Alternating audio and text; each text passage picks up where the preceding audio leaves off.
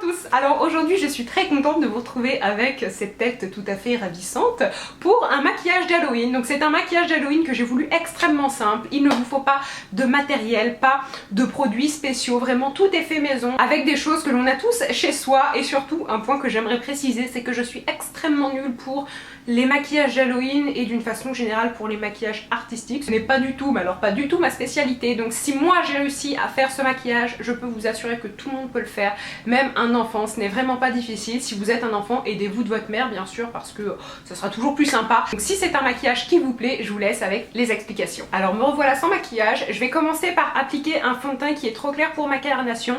C'est un fond de teint de la marque Kogendo. En plus de ça, un fond de teint que je n'aime pas du tout.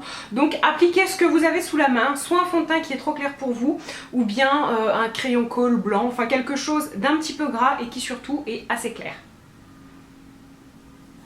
Donc vraiment pas besoin de faire quelque chose de subtil ou autre, hein, vous pouvez vraiment y aller. Le but ce n'est pas d'être raffiné à la fin. L'idée c'est ça, c'est d'appliquer quelque chose de plus clair, donc qui va vous donner un aspect un petit peu gris et qui surtout ne va pas vous faire un teint frais et lumineux. Ensuite ce qu'on va faire, c'est qu'on va travailler les fards à paupières, donc vous allez prendre des couleurs assez foncées, du noir, du brun foncé. Donc là pour ma part je vais prendre Tease et Blackout, donc un noir et un brun clair. Je vais mélanger un petit peu les deux, je vais appliquer ça. Voilà, ici, et je vais même prendre un pinceau un petit peu plus épais. Donc encore une fois, les pinceaux ce n'est pas important non plus. Là c'est un pinceau de la marque Lise Wattier, normalement un pinceau pour le fond de teint. Là le but c'est de sculpter votre visage, mais encore une fois avec grossièreté si on peut dire ça.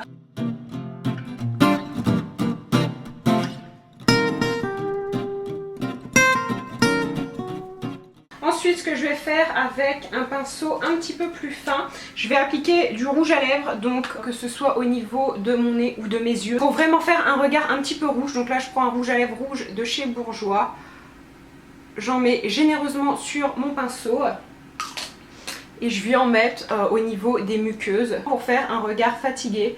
Pas besoin d'en mettre trop, mais rien qu'un tout petit peu et ça donne déjà un aspect pas très ragoûtant à vos yeux. Et pour le pinceau, vous pouvez soit prendre un pinceau pour appliquer du rouge à lèvres, soit un pinceau eyeliner. Le but est qu'en fait, la tranche soit assez fine. Voilà, vous pouvez aussi en mettre au niveau des ailes du nez, des narines. Pour en fait imiter des rougeurs qu'on pourrait avoir, mais cette fois-ci en les exagérant un petit peu.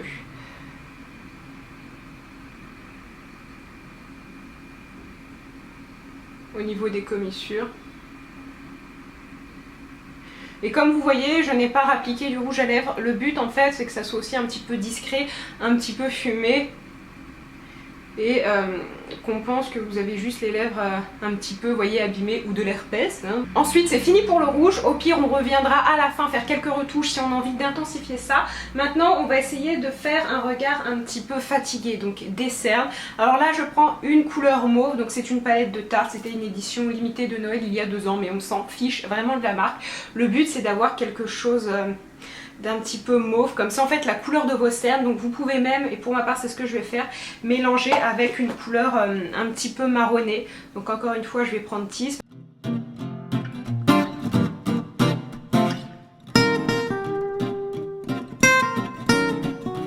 Alors si c'est un peu grossier c'est pas grave, on va venir estomper après pour faire quelque chose d'un petit peu plus fin.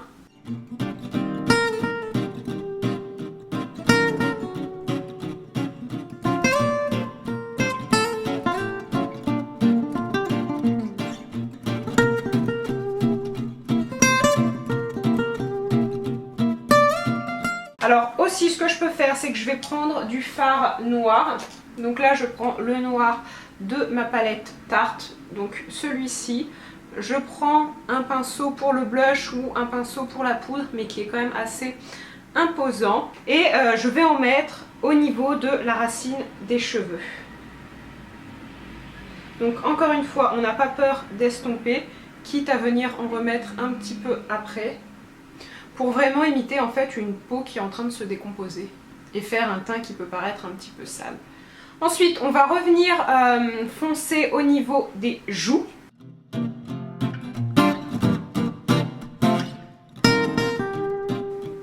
Et encore une fois, je vais estomper.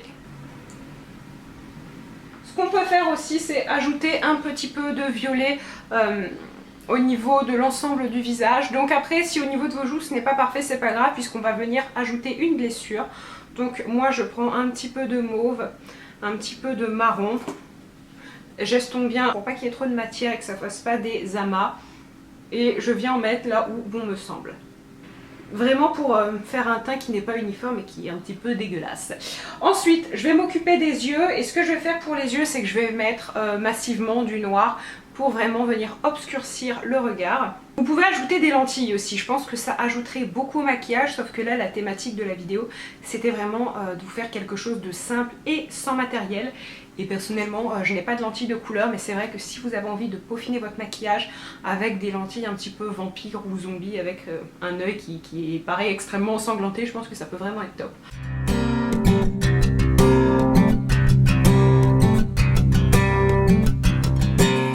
Donc là, voilà ce que ça donne et maintenant le but, ça va vraiment être d'estomper tout ça. Maintenant, je vais faire la blessure et je reviendrai toucher mon teint juste après. Donc je vais faire une blessure au niveau du front et puis une au niveau de la joue. Alors pour ça, c'est extrêmement simple. Soit vous prenez du latex, ce qui est très très bien, soit vous prenez un mouchoir en papier que vous allez séparer en deux.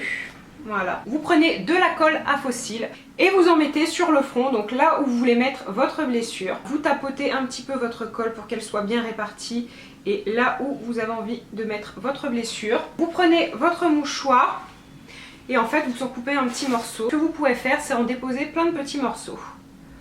Comme ceci. Donc déposez-le bien là où vous avez mis de la colle, sinon ça va pendouiller puis on va voir que vous avez du papier sur le visage, c'est pas l'effet escompté. Par contre, une fois qu'on en est là, ce qu'il faut faire, c'est attendre que ça sèche. J'ai fait du faux sang, je vais vous mettre en bas comment fabriquer du faux sang, mais c'est vraiment ultra simple.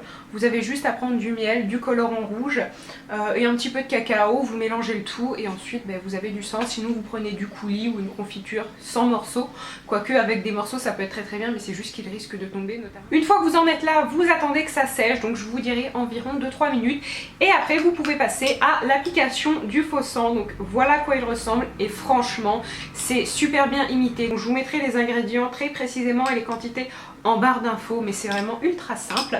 Alors maintenant je pense que c'est sec et donc j'en prends un petit peu avec le doigt.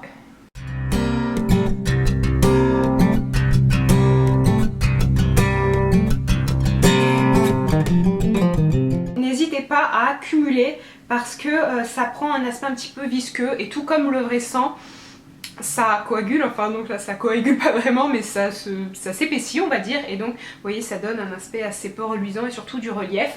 Ensuite justement j'ai fait un deuxième faux sang en mettant plus de cacao, donc là cette fois-ci j'ai quelque chose qui est beaucoup plus épais et surtout qui donne une allure beaucoup plus coagulée et là ce que je vais faire c'est que j'en prends quand même pas mal sur le bout de mon doigt et je vais en mettre sur ma blessure pour faire... Voilà, en plus j'en mets dans mes cheveux, c'est génial, pour faire vraiment l'aspect, vous voyez, blessure qui est bien là.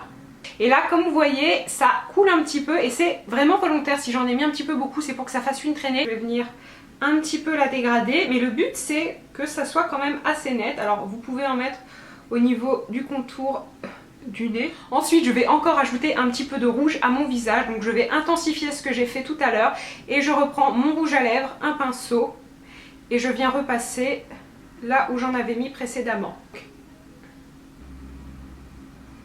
Et maintenant je vais faire ma deuxième blessure. Donc je fonctionne exactement comme pour l'autre.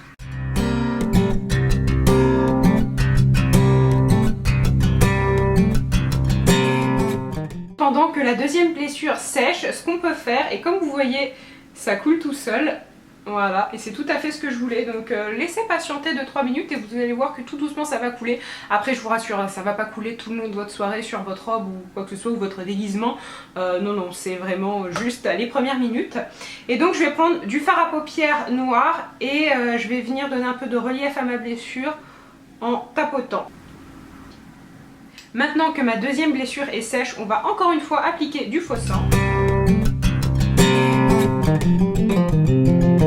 Et ensuite on applique le deuxième faux sang qui paraît un petit peu plus coagulé. Et je dépose un petit peu de noir comme tout à l'heure, mais j'y vais plus discrètement, donc un petit peu de fard à paupières noir. Je tapote délicatement et ça donne du relief.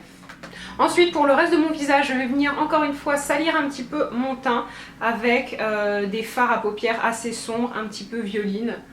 Et j'en applique un petit peu partout.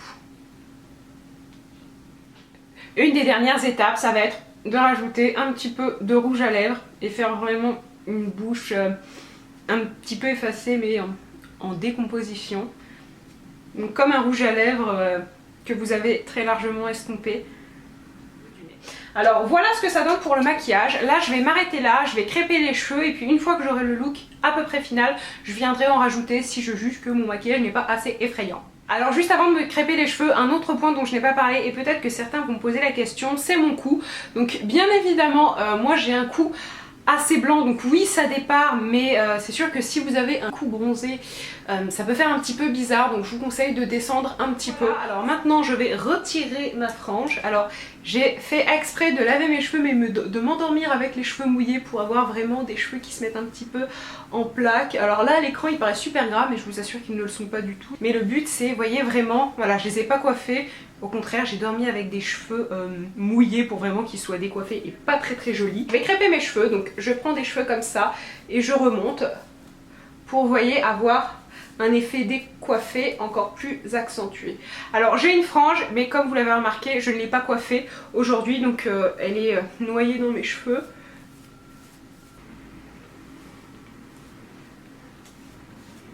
Pour le maquillage, j'ai appliqué certaines ombres à paupières à certains endroits, mais vous faites comme vous voulez, il n'y a pas de règle pour faire un maquillage zombie puisque chaque zombie est différent et surtout c'est une créature qui n'existe pas. Donc c'est vraiment à votre imagination de faire la chose et je trouve que comme ça c'est plutôt effrayant. Donc volontairement j'ai pris un pull noir un peu vieux, pas très joli, mais avec un déguisement ou des vêtements très vieux et un petit peu déchirés, je pense que vraiment ça peut être pas mal. Donc écoutez, j'espère que la vidéo vous a plu, n'hésitez pas si vous faites ce look ou quelque chose qui ressemble à m'envoyer des photos sur les réseaux sociaux avec le hashtag AliHalloween, je vous mettrai tout en barre d'infos, j'aimerais beaucoup voir vos petites créations. Sur ce, je vous souhaite à tous une très belle journée et je vous dis à très bientôt. Bye!